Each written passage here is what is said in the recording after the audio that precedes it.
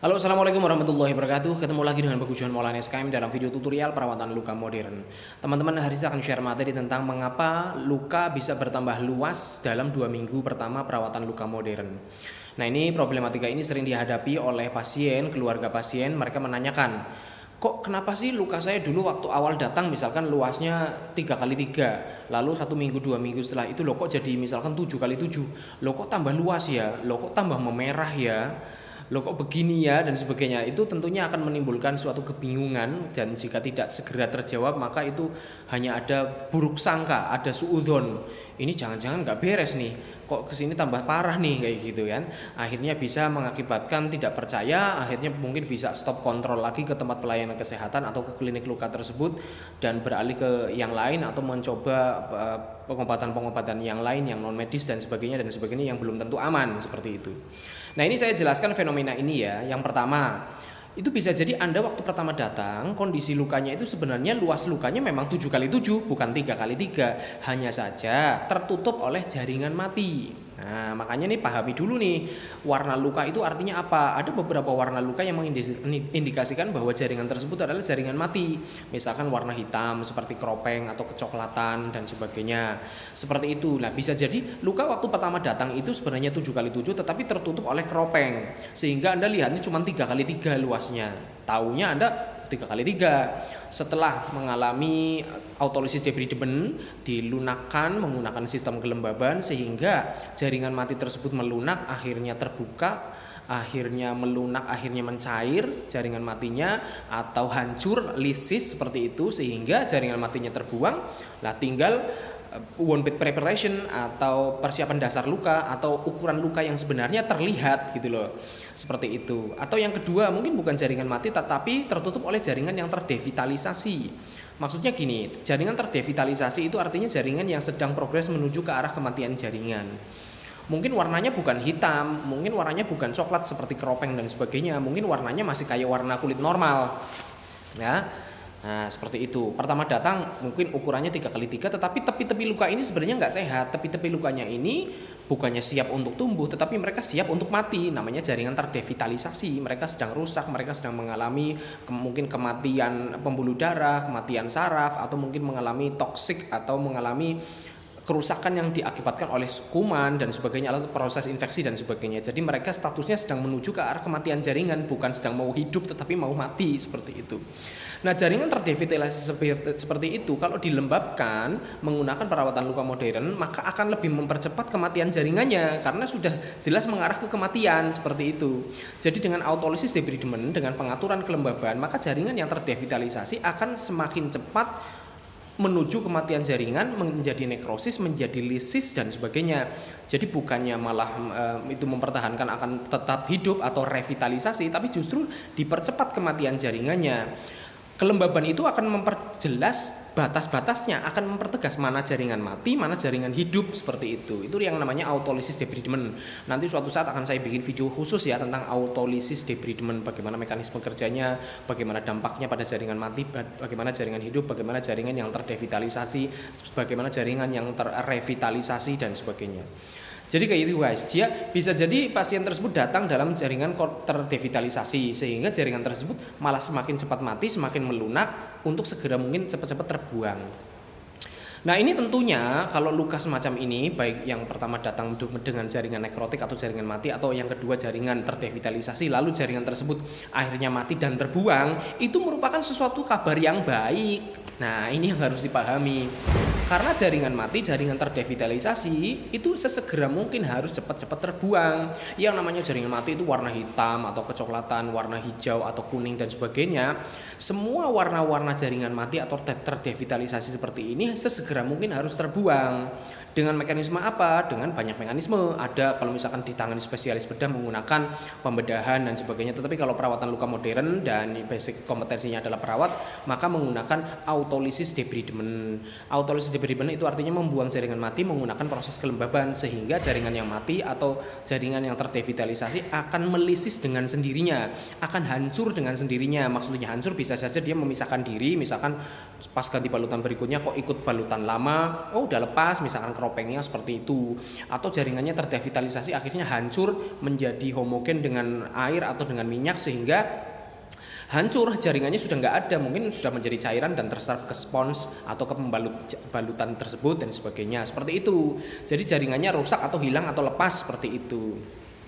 Nah, itu merupakan kabar yang baik. Jadi ini perlu penjelasan nih dari perawat atau praktisi lukanya menjelaskan kepada pasien dan keluarga pasien biar mereka nggak kaget. Bahkan sebelum jaringan tersebut terautolisis dari awal mungkin bisa diceritakan ini nanti akan kemungkinannya akan terautolisis atau akan hancur dengan sendirinya. Jadi nanti jangan kaget kalau lukanya tambah lebar seperti itu. Sebelum terjadi sudah diceritakan seperti itu. Ya, dikasih pengertian seperti itu biar tidak kaget. Dijelaskan ini bahwa sebuah proses yang baik. Karena pertama adalah membuang jaringan mati atau jaringan yang terdevitalisasi terlebih dahulu sehingga proses inflamasi akan berkurang. Fase inflamatori akan segera terlewati, masuk ke fase berikutnya yaitu fase proliferasi. Selama masih ada jaringan mati, selama masih ada jaringan terdevitalisasi di situ, maka fase inflamatori, fase peradangan itu tidak akan berakhir, tidak akan selesai karena masih ada dianggap benda asing di situ sehingga tubuh kita masih melakukan perlawanan terus.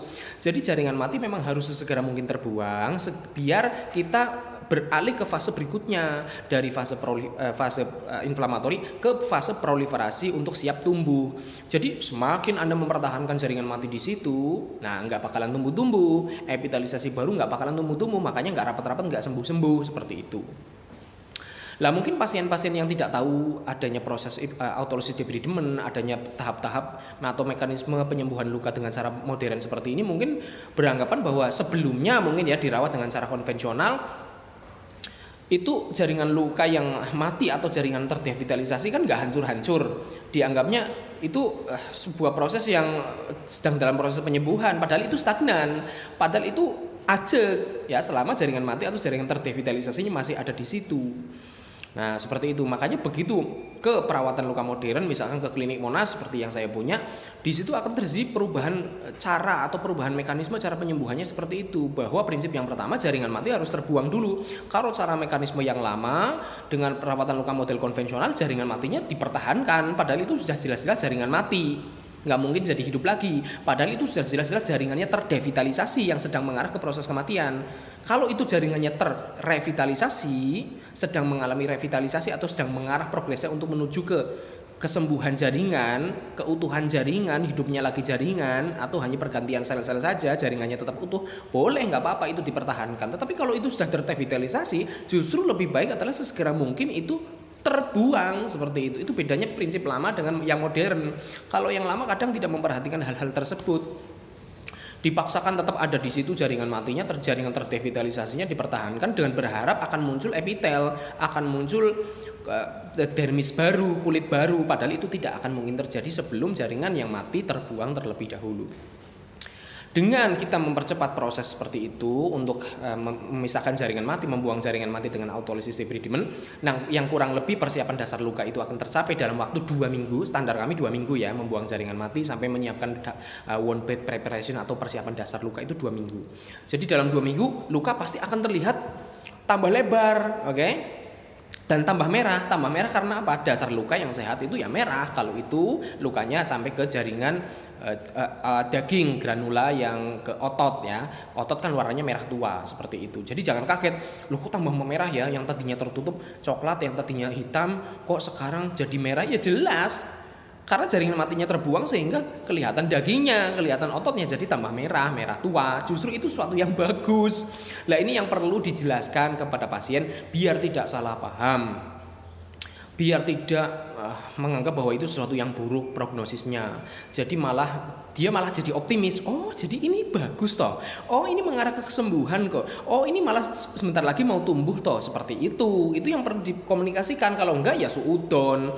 Suudon nanti akhirnya bisa kapok enggak lagi ke tempat perawatan luka modern Anda. Bisa jadi dia memutuskan untuk berhenti dan sebagainya padahal sudah tanggung mau sembuh, sudah tanggung mau fase proliferasi, fase tumbuh tapi malah menghentikan perawatan lukanya. Lah, itu kan malah nanti progresnya malah bisa melambat lagi, fase inflamatorinya malah memanjang lagi, malah nggak sembuh-sembuh seperti itu. Jadi kuncinya ada di komunikasi. Lah kalau di kami sendiri di Klinik Monas komunikasi itu penting sekali. Bahkan setiap kali habis rawat inap kita menyampaikan progresnya seperti apa. Ditunjukkan foto lukanya. Nah, keluarga kan tidak boleh masuk ke ruang perawatan luka, tetapi bisa melihat di foto luka, baik foto luka yang ada di komputer atau ada di yang sudah kita cetak fotonya ditempelkan di buku luka. Ini loh progresnya seperti itu. Ini penting. Ini kemarin, ini sekarang seperti itu. Ini dua minggu yang lalu seperti ini, atau 2 kali sebelumnya datangan seperti ini. Nah, sekarang seperti ini progresnya sudah bisa dilihat ya. Warnanya sudah beda, infeksinya sudah menurun, terus jaringan matinya sudah terbuang. Ini sudah mau masuk fase proliferasi atau fase tumbuh. Dengan komunikasi seperti itu, pasiennya senang, keluarganya senang. Oh, ternyata ada progres ya. Oh, ternyata tidak sia-sia ya saya datang ke klinik luka tersebut dan sebagainya.